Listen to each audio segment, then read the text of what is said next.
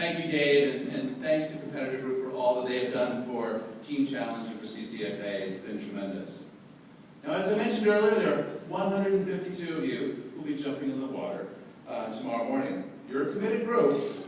We value and appreciate each and every one of you and what you've accomplished. I hope that your involvement with Team Challenge is just the first step in a long-lasting relationship with the Crohn's and Colitis Foundation. Because we're an organization worthy of your support, your investment, your time, your talent, your resources. We appreciate everything that you do for us, and you do make a difference. You are all here for your own reasons. You all have your own stories. Some are stories of courage, some are stories of pain, stories of support, and stories of triumph.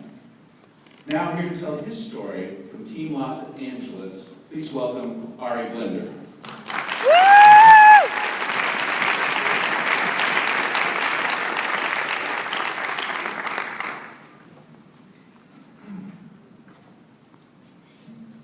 I once knew a man who graduated with honors from Cornell University, who sat as the Chief Justice of his college's court, was a law student at the University of Pennsylvania, who during his free time, and oftentimes instead of going to class, helped underprivileged people receive workmen's compensation pro bono.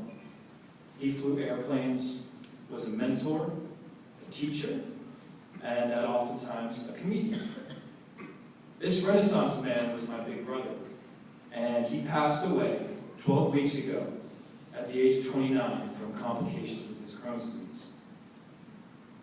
My brother Jason was not defined by his Crohn's. He achieved so much in a short time, despite this sometimes crippling illness. Jason danced with Crohn's disease. Now I say danced because Jason dealt with the disease so elegantly. Not long after being diagnosed, Jason had to have been around 10 years old, and my parents were struggling to deal with Jason's situation. Now one day, instead of taking my brother to school, my mother sat with him outside in the parking lot when he was having some abdominal pain. She was frantic and worried and didn't know what to do. And Jason picked up on this energy in her, the concern, and he said, "Mom, have you ever heard of the story of Job?" She wasn't familiar with it. Jason went on to tell her a story of a man who was rich, kind, wise, and faithful, who suddenly had everything taken away from him. Instead of blaming God, Job's faith remained steadfast, and in the end, God rewarded him tenfold. Jason, even at the age of 10, wasn't saying, "Why me?" Instead, he asked, "What can I learn from this?" And his faith was unwavering. He underwent nearly a dozen major surgeries, had his colon removed along with the majority of his small intestine. Yet, despite the many times of pain, he could win the affection of an entire room. I mean, with his good nature, his elegant speech, his sharp wit, his charismatic smile. Most of his friends have been quoted as saying, "I didn't realize he was so sick." I mean, he was a master at hiding the effects of his disease. He also had an incredible will and determination to contribute to the world and do good. This will pushed him through the most intense pain. It was not unusual for him to leave his hospital bed to exercise his will to do good for others.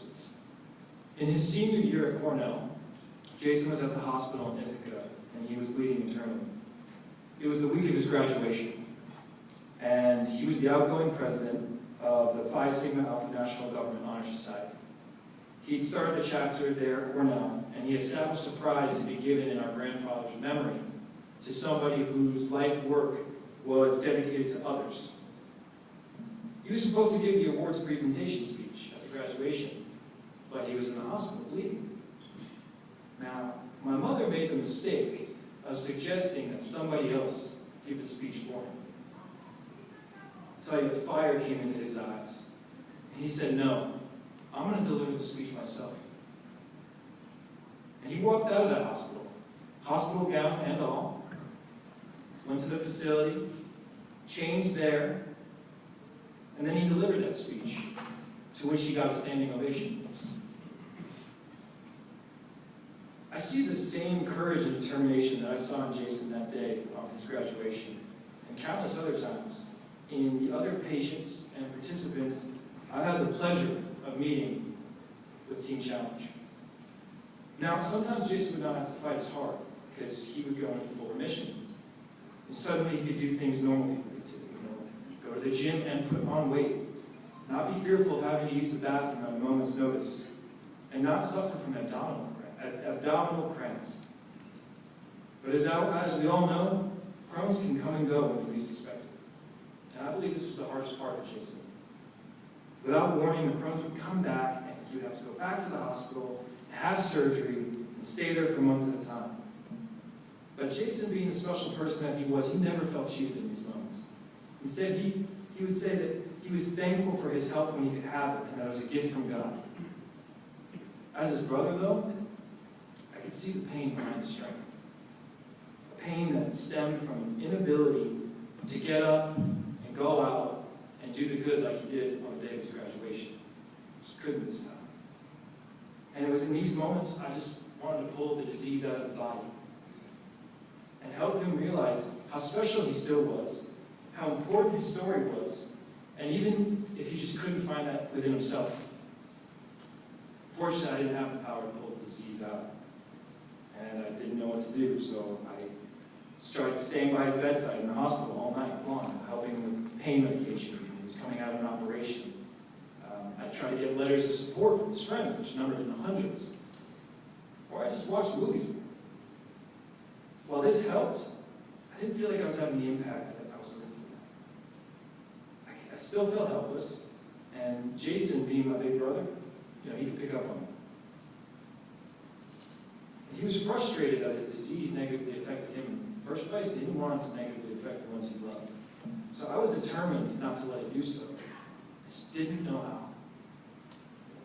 One of those days while sitting in the hospital with Jason, I came across an advertisement for Team Challenge and realized I had found the perfect way to help. A tangible way to make it easier for Jason to see that good could come from what he was going through, and to help myself feel like I could do something. As I became more involved with Team Challenge, Jason was always so proud, so happy that money was being raised to help others. I believe it helped him recognize that good was still being done, despite the fact it wasn't being done by him. I continued his spirit of helping others even when he couldn't. I think we found a result. In fact, the last conversation I had with my brother was about all the money that my girlfriend Jessica and I have raised for the event that we're running tomorrow. And he said, "That's awesome, bro. It's very cool." And despite his weak state, I could hear how he was just bursting with pride. I'm so thankful to Team Challenge for giving me the right thing to say to my brother in my last moments with him. And thank you to each and every one of you in this room tonight for doing your part to help those dealing with Crohn's and colitis. People who need not only physical help, but emotional help. Not only are you an inspiration to the man on the street who sees you doing something good, but you're also an inspiration to those who are dealing with these diseases. I am so proud of where the money we raise goes to, especially helping to support Camp Oasis, a one-week getaway for children who have Crohn's and colitis. The camp provides special foods for the children and had pediatric gastroenterologists on staff. I wish my brother had an opportunity to attend such a place at that age. I wish I could go. Most importantly, however, I'm proud that we fund research.